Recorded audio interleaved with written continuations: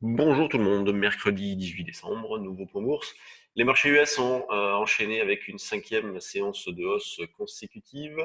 L'Europe a terminé en petit repli, notamment le CAC, moins 0,30% me semble-t-il. On piétine toujours autour des 6000 et plutôt en dessous. Hier, bon, on a pu acheter un petit peu sur 5000. 965-70, et puis derrière, il ne s'est pas passé grand-chose. On a fait 10 points de plus, 10 points de moins pour terminer sur ce niveau justement de 5965-70. Ce matin, pas grand-chose à signaler non plus, c'est plutôt calme. Et puis avec la fin d'année qui approche, eh bien, beaucoup vont rester en roue libre, ce qui ne va pas améliorer la densité du marché, ce qui peut provoquer parfois des écarts assez importants pour pas grand-chose. Pour l'instant, c'est assez calme. Achat proche sur 55, sinon vers 45. Toujours dans l'idée que le marché pourrait amorcer à un moment donné une phase de retracement un petit peu plus importante. Vous voyez, c'est l'idée que j'ai développée sur BFM hier dans le match des traders notamment. On n'est pas à l'abri, alors pas tout de suite, hein, mais qu'à un moment donné, en début d'année prochaine, peut-être courant premier trimestre, on ait un retracement, puisque la hausse qu'on a eue est quand même assez malsaine, avec de grosses manipulations de marché, notamment de la part de Trump, il faut être clair, avec tout un tas d'annonces, de démentis, de tweets, c'est très particulier.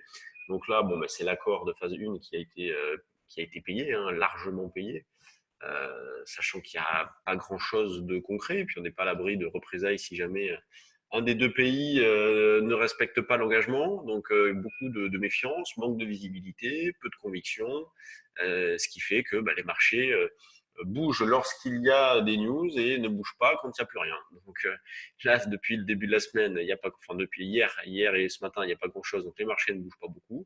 On continue donc de travailler à l'achat dans l'esprit que l'on développe ces derniers temps, eh bien, achat de turbocall sur repli par exemple.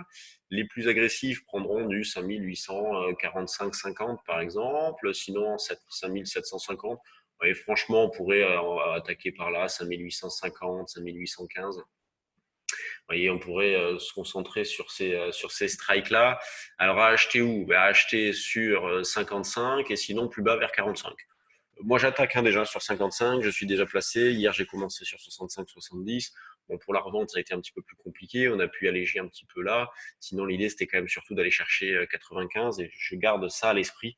Donc, je suis placé à 93,5 sur des achats réalisés hier. Vous voyez, on fait beaucoup d'intraday, mais on n'hésite pas non plus à laisser porter quelques positions. Alors là, c'est toujours une logique d'intraday. C'est sûr que on est contraint de conserver en raison du manque de volatilité, mais on laisse porter également des positions dans des perspectives plus long terme. Vous voyez, moi, ces derniers temps, j'ai acheté un petit peu de put échéance mars. Je l'ai proposé d'ailleurs dans le trade du jour, en précisant bien le strike à choisir. Donc, on ne fait pas que de l'intraday. Sur le DAX, eh bien, c'est un petit peu la même configuration, avec un retracement d'hier qui a été quand même assez important. On est proposé un achat sur 12 315,20. Bon, on l'a atteint, on l'a enfoncé, on a eu le pullback, on a pu sortir. À ce moment-là, d'ailleurs, sur le trade jour dynamique, j'ai envoyé un petit message en mode n'hésitez pas à sortir et puis on verra demain. Donc, demain, c'est aujourd'hui. Là, l'achat que l'on essaye de réaliser, on va dire que la zone un peu proche, 13 215, on va dire la zone adaptée à la situation dans ce début de séance, c'est 13 215. C'est sûr que si jamais le marché reste ferme, on n'ira pas. Il faudra qu'on le rapproche. On le rapprochera peut-être à 40-50. Mais pour l'instant, c'est un petit peu trop tôt. L'eurodoll bouge pas beaucoup. On a toujours une alternance de mouvements de hausse, de baisse. Donc, on poursuit dans l'idée de vendre sur des rebond vers un 11, 70, 75 pour ce début de séance. Ces derniers temps, on était plutôt vers 11, 80, 90, mais bon, du fait qu'on n'y aille pas, on est bien obligé de rapprocher ce niveau-là, donc un 11, 75. À la vente, pour viser un 11, 50 et éventuellement un 11, 15, 20. Sur les actions, il y a quelques petites news ce matin, bon, notamment sur Peugeot, hein, vous avez dû suivre l'actualité. Donc, le conseil d'administration de Peugeot a approuvé à l'unanimité le projet de fusion avec Fiat Chrysler à une parité de 50-50. Peugeot va racheter une partie de sa participation dans Dongfeng également. Peugeot est la plus forte hausse du CAC, elle prend 1,9%. Tout à l'heure, elle en prenait 3,4, hein, donc on voit que ça se calme très vite. Donc 1,9, la plus forte hausse, c'est Peugeot. Accor est la plus forte baisse du jour. Elle perd 1,5. Pour le reste, c'est hyper régulier. Vous voyez, énormément de valeurs entre moins 0,20 et plus 0,30. Et on a le CAC qui est au milieu qui fait quasiment 0. Vous voyez. 284 millions à 9h32, c'est bon, bah, dans la moyenne des jours précédents, hein, c'est pas beaucoup dans l'absolu, mais c'est dans la moyenne des jours précédents. Et je le répète, ce volume va augmenter à l'approche de la fin de séance et vendredi, il va être important puisque ça sera une échéance trimestrielle. C'est la fin de l'année. Vous voyez, l'année dernière, par exemple, on avait fait quoi comme volume? Et ça devait être le 21, on avait fait 6,5 milliards. Bon, ben, on devrait être un peu dans le même ordre de grandeur, entre 6 et 8 milliards. On surveillera ça vendredi soir, avec donc des positions, des contrats futurs, des options qui disparaissent, des positions à tourner, de l'arbitrage. Donc énormément de mouvements, donc séance assez technique. Dans les screeners, alors ce matin, on a Selectis tout à l'heure. Je regardais Selectis qui montait fortement, je la vois plus dans la liste. Bon, on la regardera tout à l'heure. Là, on a Eritech qui explose à la hausse. C'est une valeur que nous avons proposée sur le trade du jour hier, me semble-t-il. Là, on fait un beau carton sur le trade du jour action. On a proposé pas mal de choses, c'est plutôt pas mal.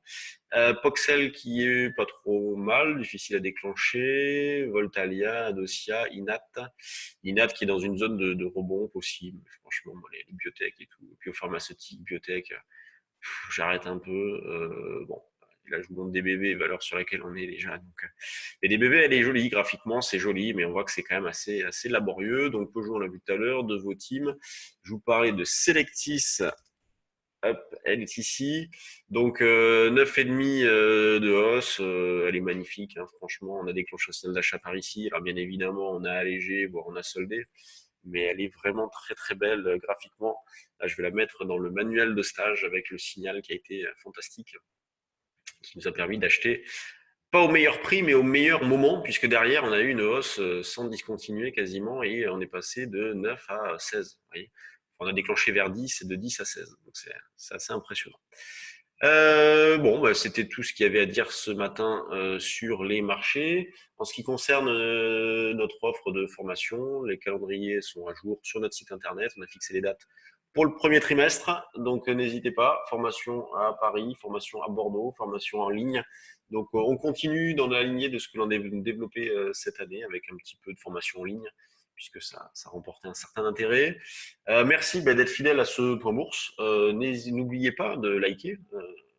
C'est toujours encourageant. Ça permet d'avoir un meilleur référencement. Donc, merci beaucoup. Et puis, on se retrouve demain. Salut.